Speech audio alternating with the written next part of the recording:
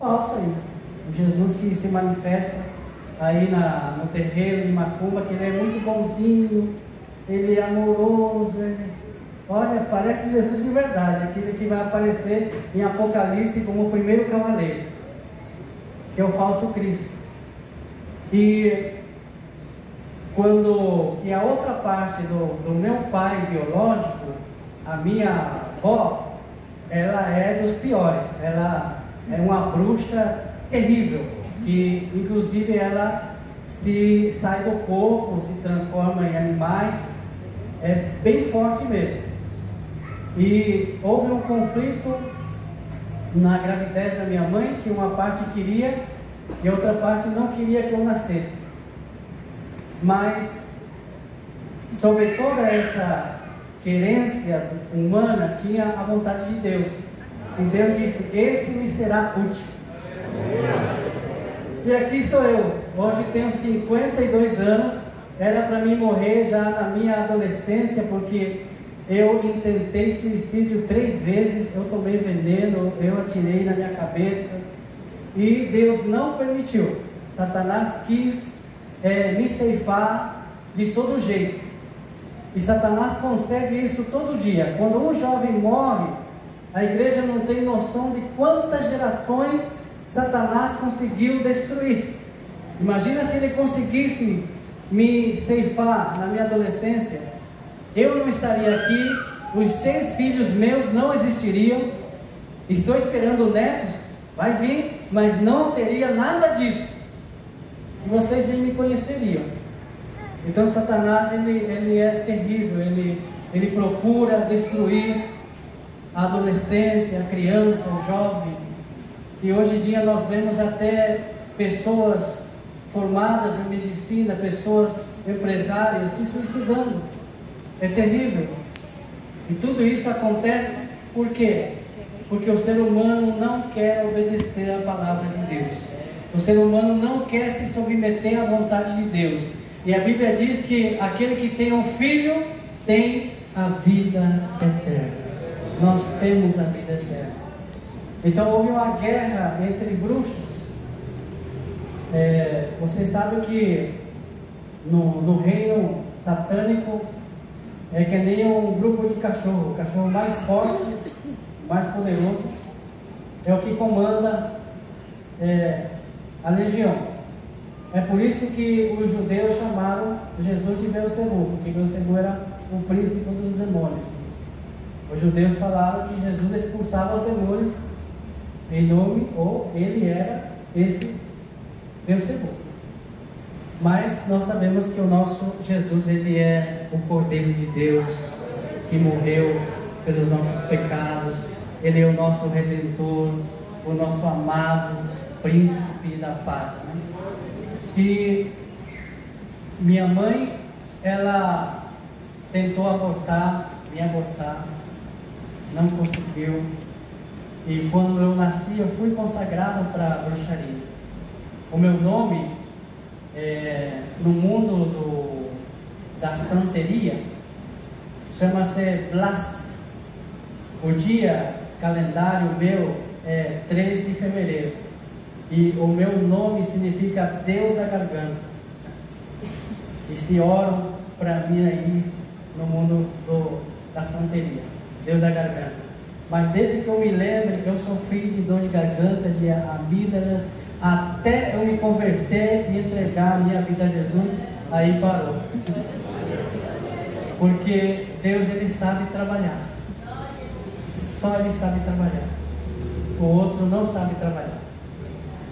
Por isso é que Deus, ele chama os seus filhos de servo. Satanás chama os que o servem de cavalo. E ele bate neles terrivelmente.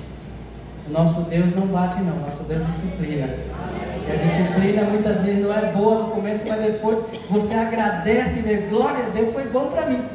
Porque eu apanhei muito de Deus. Eu apanhei muito, eu era muito rebelde, eu fui criança de rua, menino de rua, porque o meu pai biológico não aceitou a minha mãe. E aí a minha mãe casou e esse meu pai judiava muito de mim. Ele falava, eu cansei de ouvir ele falar, esse não é meu. E eu queria conquistar o velho, fazia de tudo para conquistar, não tinha jeito. Ele me batia por causa dos outros meus irmãos, nós éramos em 7 irmãos. E era terrível, então eu não aguentava mais, eu fugia de casa, eu morava na rua. Eu vi muitos amigos meus, adolescentes, eu mendiguei, fui menino de rua em Cidade Leste. Eu nasci em Salto de Guairá, então meus pais moravam entre Salto de Guairá, La Paloma, Ponte Quebrá, Glebacês, Hernandárias e Cidade Leste. Esse era o trajeto da minha adolescência, da minha infância. E era terrível, a minha vida era terrivelmente um inferno na minha casa. Meu padrasto me judiava muito, então eu saía, fugia. Aí minha mãe chorava, mandava buscar, me encontrava, me traziam de novo, ficava um tempo, fugia de novo. E assim foi, até que chegou os meus 15 anos, eu fui para o exército na época da ditadura no Paraguai. Eu menti, falei que tinha 18 anos e fiquei lá, pequenininho, magricelo, mas cheio de demônios. Porque como eu fui consagrado para bruxaria, eu via demônios, eu tinha uma facilidade assim de ver espíritos, e todo mundo tinha medo de mim por isso. Eu não sabia porque, eu não entendia, nem eu via. Irmãos, o mundo espiritual é muito real, como assim, que a gente não vê.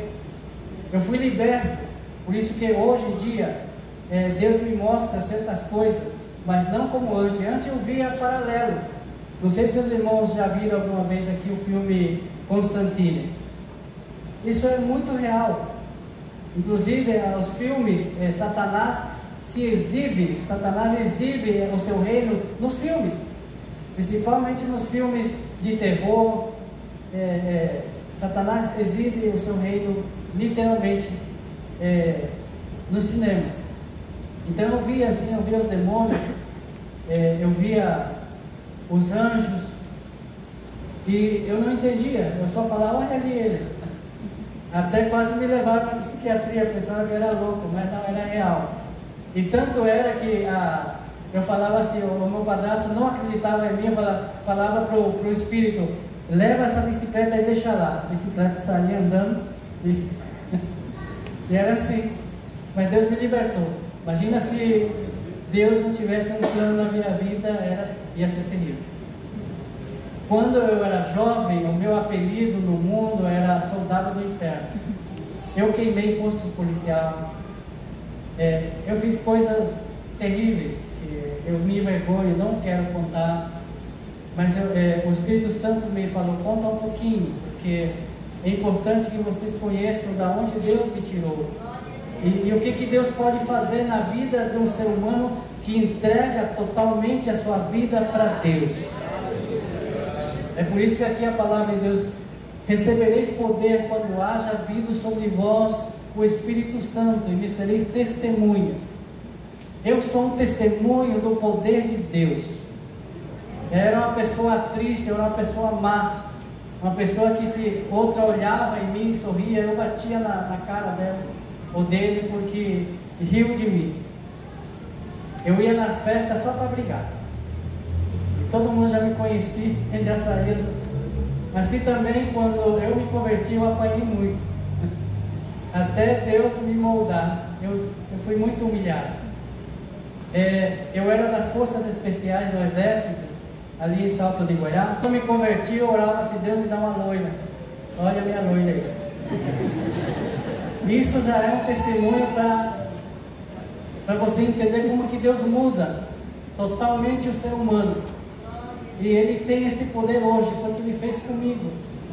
Ele pode fazer com qualquer um que entrega a sua vida para Jesus, qualquer um que queira esse domínio de Deus sobre a sua vida, esse poder do Espírito Santo de Deus, que está aqui nesta noite, que já está te tocando, te falando, e que quer incendiar a sua vida para ser uma tocha viva nas mãos de Deus, para ganhar almas, para fazer a diferença na sua família, aonde você quiser, Ele está aqui disposto. Ele procura pessoas que queiram fazer a sua obra. E fazer missões não é só ir da sua cidade para outra cidade. É como o pastor já falou, Jerusalém é a sua própria família. Eu orei, lutei, paguei o preço para a minha família, porque eu queria ver o meu padrasto ajoelhado chorando. 15 anos orando pela minha família. Hoje, todos os meus irmãos, meios irmãos, são meus obreiros. 2 são pastores já de congregações. Um é meu co-pastor lá na igreja. E Deus faz. Mas foram 15 anos de luta, de oração, de fé, de decreto da palavra. Então você tem que decretar a palavra, falar a palavra, porque a palavra é a espada do Espírito, mas ela pode se transformar em espada só quando você doa o seu ser, a sua boca, os seus lábios, e fala a palavra, determina a palavra. E toda vez que eu ia visitar, todo ano eu ia visitar os meus pais, os meus irmãos eram mais bêbados, mais drogados, e eu quase desisti. Falei, Deus, não está dando certo não. Sabe por quê? Porque eu orava assim, Senhor, abençoa minha família, Senhor, que a minha família, meus irmãos tenham trabalho, tenham emprego, Senhor, tudo isso. Aí o Espírito Santo falou para mim aos 14 anos de oração, você está fazendo errado. Como assim errado? Ora para eles se converterem. E aí eu comecei a orar, Senhor, eu abençoo eles em Cristo Jesus. Aí está o segredo, em Cristo, em conversão, em libertação, em restauração. Aí um perdeu o trabalho, outro foi isso, perderam a casa onde eles moravam. Aí um a um foi indo comigo, se convertendo.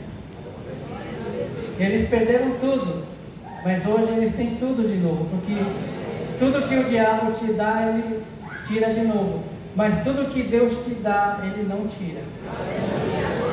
Eu tenho um testemunho de uma moto que foi roubada 2, 3 vezes e foi devolvida para nós. O diabo não conseguiu ficar com a moto, porque era abençoado por Deus. Foi roubada a primeira moto que nós compramos com muita dificuldade. Os brasileiros iam lá em Pedro Juan, e eu indo com a minha família numa moto.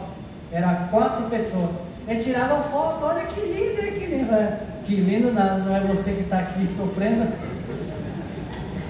Mas era o preço, era o tempo que a gente estava pagando. Aí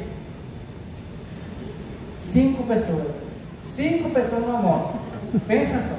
E quando, faltando 3 ou 4 prestações para pagar, roubaram de trás da nossa casa.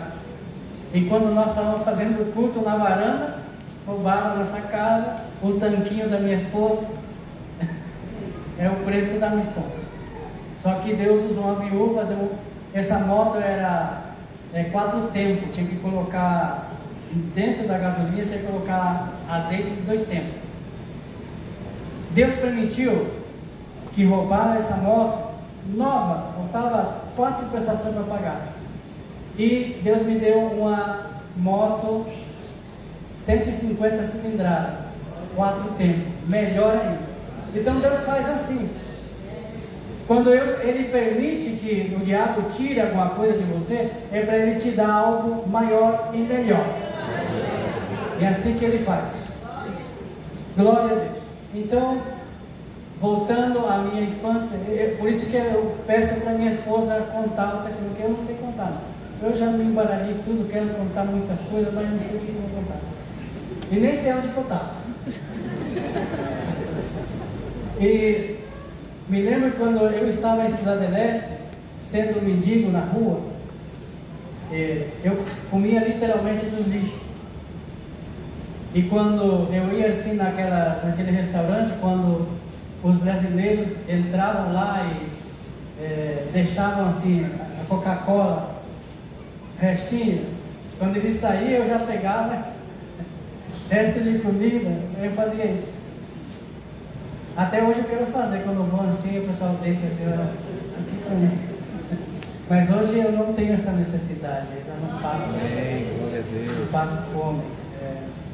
É maravilhoso, Deus é bom, Ele faz a gente passar por esse processo para poder aprender a valorizar o que Ele nos dá. Eu aprendi a não malgastar e muito menos desfazer a graça de Deus. Hoje em dia eu sei que tem pessoas, eu sei que aqui não tem não, que não comem arroz de ontem.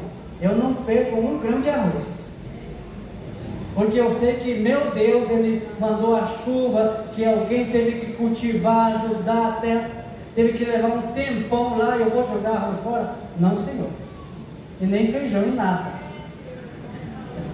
Não faço isso, porque eu sei que a graça de Deus é maravilhosa, ela é tremenda, é maravilhosa. E muitos dos meus amigos, eles morreram do meu lado, assim, dormindo, que a gente queimava pneus para não morrer de frio. Os meus amigos morreram, mas eu não. Por quê? Porque eu era o melhor? Não, porque Deus tinha um plano na minha vida. Alguém estava orando por mim. Então fazer missões não é só você ir, você orar para alguém que está lá sofrendo na rua, no presídio. Eu tenho trabalho no presídio, eu tenho trabalho evangelismo, né? Entre os militares lá em Pedrogão, sou capelão dos militares. E Deus é maravilhoso, mas eu tive que aprender da pior forma possível o processo de Deus. Deus trabalhou tanto na minha vida que até mesmo eu não me conheço hoje. Eu não sei o que aconteceu comigo, mas é bom o que aconteceu comigo. E para mim aceitar a oferta era muito difícil. Quando eu me converti, Deus começou a usar as viúvas, e as irmãs idosas lá em Assunção, na capital, na igreja Assembleia de Deus, que é fruto do Paraná. O pastor me deu um apartamento para mim morar lá, porque eu não tinha lugar para ir. Quando eu aceitei Jesus, toda a minha família me rejeitou, então eu fiquei na rua. Quando eu aceitei Jesus, eu perdi o emprego. Outro dia, mais ou menos a história de Jó. Eu aceitei Jesus numa noite, outro dia eu perdi tudo, não sabia para onde ir. Aí eu fui lá pedir para morar na igreja, e tinha um banheiro desativado de 2 metros por 1 metro, e tinha um cano de 100, que era onde estava o vaso, que era o meu ar-condicionado, um cheiro maravilhoso. E aí eu passei o processo de 2 anos morando nesse banheiro, mas todos os dias eu lia a Bíblia, e aí eu lia que o profeta era mantido por viúva, por corvo, e eu falava assim: eu não aceito isso não, Deus, eu não quero viver assim não. Agora, se um anjo vier e trazer um churrasco para mim, assim como fez lá com Elias, aí sim eu aceito, mas uma viúva não. Mas Deus parece que Deus fazia totalmente o contrário do que eu pedia. E aí eu brigava com a irmã: não, eu não sou mendigo. Porque no militarismo no Paraguai eles me ensinaram assim. O militarismo ele faz um lavado de cerebro, que o militar ele não aceita, o militar não tem que chorar, o militar não tem que demonstrar fraqueza, o militar não tem que aceitar suborno de ninguém, a ajuda de ninguém. O militar não aceita, no Paraguai não aceita, a comissão toda não está. E quando eu me converti foi muito difícil, eu estava passando uma fome terrível, e aí uma irmã trazia para mim comida, eu rejeitava, porque eu era homem, não podia depender de mulher, e ia embora e quase falava: mas deixa aí, talvez depois apareça alguém que precise para eu pegar. E Deus foi trabalhando, Deus foi quebrando, Deus foi moendo. Hoje eu aceito até oferta de cachorro, como a carne que traz. Aleluia. Eu fiz o trato uma vez com um cachorro, falei, você, vamos caçar esse lagarto. Não sei se os irmãos aqui conhecem lagarto. Lagarto foi menu do meu prato por muito tempo na missão. Então eu falava para o cachorro assim, ó, vamos fazer um trato. Você pega esses lagartos para mim e eu te dou os ossos. E se sobrar uma carninha, eu te convido também. Não é que o cachorro pegava mesmo e trazia para mim? E foi assim que Deus cuidou de mim. Eu preferia roubar, olha só, eu preferia roubar que aceitar uma oferta, porque para mim isso era humilhante. Para mim isso era coisa inaceitável. Mas Deus mudou a minha vida. Hoje eu aceito oferta até de 10 centavos. Mas não para mim. O projeto alimentar nasceu por isso. Que quando nós recebemos a primeira vez que nós recebemos a mercadoria, através de um irmão, amigo nosso, que já nos conhecia, aqui de Curitiba, primeira coisa que o Espírito Santo falou para mim, ó, lembra-te daquele que está passando fome. E eu falei, amém, Senhor. E já foi. Porque aquele que passa pelo processo de Deus é sensível à vontade de Deus e para cumprir a voz do Espírito Santo de Deus. E é isso que Deus precisa hoje, de homens e mulheres sensíveis ao chamado do Espírito Santo de Deus. E Deus vai te usar em coisas mínimas, mas essas coisas mínimas fazem coisas extraordinárias.